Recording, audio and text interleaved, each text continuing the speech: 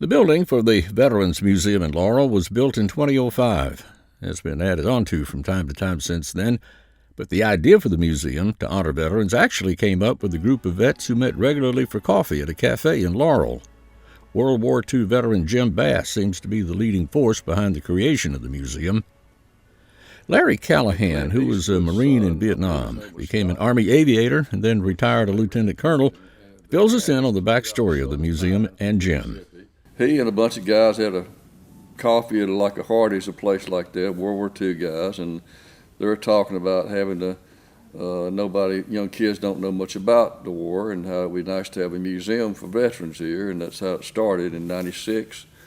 And from there it grew and they started collecting stuff and tons of stuff started coming in. People wanted to give to the museum. 2005 it opened up, dedicated here, General Price, local guy, Leontine Price's brother, and he was the first speaker, and from that it just kept going, and here we are today.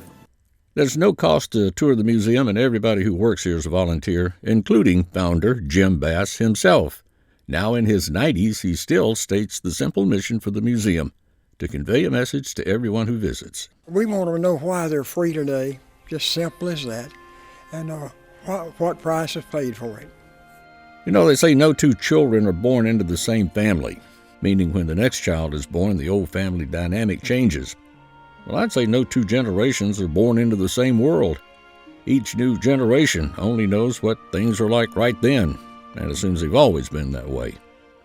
But people who've lived a while and remember how things used to be have seen the events, like wars, that have come along, and know how those events have shaped the present. And the later generations have little understanding of what it was like getting the world to where it is today. And that's what a museum is: a slice of time and place, pieces of history that shape our lives, stories that people who lived it know by heart. Pearl Harbor, Vietnam. But now, in daily practicality, they're just pages in history books.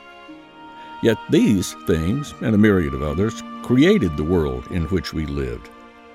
Unknown if they're not read, and ineffectual to guide us into the future if they're not known. Hence, the Laurel Veterans Museum, a chance to get to know and feel a slice of the past.